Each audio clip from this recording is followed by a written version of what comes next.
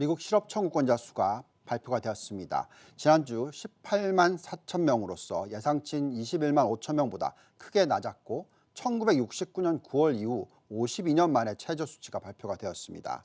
자, 또한 미국의 지금 현재 구인 수를 보시면은요. 1,100만을 넘어섰습니다. 시장 예상치였던 1,036만 9천 명을 크게 상회하는 수치가 나오고 있습니다. 자, 미국은 이제 완전 고용 수치 수준까지 가고 있습니다. 자, 실업률은 4.2% 수준이고요. 노동 참여율은 61.8% 수준입니다. 이는 코로나19 이전에 실업률 3.5% 그리고 또 노동 참여율 63.4%보다는 안 좋은 수치이지만 상당히 완전 고용 수준까지도 근접해 있다는 점을 알 수 있겠습니다. 자, 이런 고용 수치가 나오고 있는 가운데서 미국의 부동산 지수도 지금 상당히 좋은 모습을 보여주고 있습니다. 현재 3 근처까지 상승을 했고요. 이는 적정 가치인 1.4 수준 대비해서 크게 높아지고 있는 상황으로서 3분기 연속으로서 적정 가격 이상으로 올라가 있습니다. 과거에 닷컴 버블과 산업재 버블이 만들어졌던 시기에 초입 단계와 비슷한 위치로 볼 수 있겠습니다. 자, 하지만 이 수치가 지속적으로 상승한다는 것은 발표되고 있는 고용 지표와 함께 인플레이션이 크게 상승을 하고 있는 부분에 있어서 이 추세가 쉽게 꺾기가 어렵다는 것을 의미합니다. 오늘 우리는 CPI 숫자, 11월 인플레이션 숫자를 지금 기다리고 있습니다. 지난달 수치를 보시면 6.2% 수준으로서 5%대에서 다시 재상승한 수치가 발표가 되면서 시장에 충격을 주기도 했습니다. 그래서 이번 달에 나오는 수치에 대해서 예상치는 지금 현재 6.7%인데 이 수준에 부합하면 조정은 없겠지만 만약에 수치가 예상치보다 더 높은 7%대의 숫자가 나온다면 또다시 변동성을 크게 확대할 수 있다라고 생각이 듭니다. 자, 그렇다면 다시 한번 미국 증시의 흐름 도표를 보겠습니다.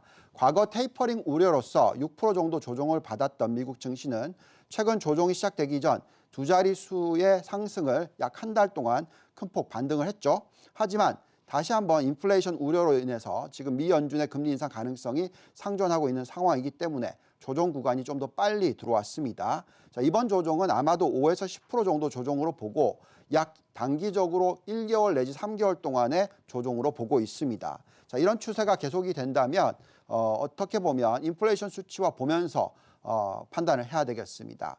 자, 향후 한두 달 정도의 추가적으로 시장의 변동성이 유지가 될 가능성을 생각을 할 수가 있겠습니다. 자, 산타 랠리와 연초 랠리가 있을 수도 있지만 아마도 지금처럼 인플레이션과 금리 인상을 우려하는 시장이라면 적어도 내년 1월 중순 4, 4분기 실적이 발표되기 전까지는 변동성 장세가 나타날 수도 있다라고 생각이 듭니다. 실제 오늘 조정이 인플레이션 우려로 하락하는 경우라고 할 수 있겠습니다. 만약 인플레이션 수치가 6.7%보다 낮게 나온다면 다시 시장은 환호하면서 상승 추세를 보일 수도 있지만 계속해서 변동성 구간이라고 생각이 듭니다. 그렇다면 지금부터 약 한 달 내지 두 달 동안의 투자 전략이 너무나 중요하다고 판단이 듭니다. 자, 개인적인 의견은 이런 변동성 장세가 한 1에서 3개월 정도 유지되고 난 이후에 미국 증시가 실적 장세로 넘어가면서 굉장히 큰 폭의 상승이 나올 수도 있다고 생각이 듭니다. 또한 만약에 닷컴 버블의 재현 구간이 나타난다면 그 강도가 더욱더 강할 수도 있다고 생각이 듭니다. 따라서 즉 지금부터 약 한 두 달 동안의 조정이 너무나 좋은 투자 기회라고 판단이 듭니다. 저가 분할 매수가 상당히 중요하다고 말씀을 드리겠습니다. 만약에 미국 투자 비중이 전체 글로벌 포트폴리오의 60%가 되지 않는다면 이런 변동성 구간에 미국 증시를 늘려보는 것도 좋은 전략이라고 말씀을 드리고 있습니다. 향후 한두 달 동안에 나스닥 같은 경우에 이렇게 오늘 하락하는 날처럼 이럴 때 성장주 70, 가치주 30%의 전략을 가져가면서 저가 분할 매수해보는 전략을 말씀을 드리겠습니다. 자, 4, 4분기 실적 발표가 나오기 전에 우리는 투자를 꾸준히 늘려가는 전략이 중요하겠는데요. 지금 미국에 있는 대표적인 지수와 업종 ETF를 한번 보겠습니다. 나스닥 100 ETF는 QQQ가 있고 S&P 500은 SPY, 다우존스는 DIA라는 ETF가 있습니다.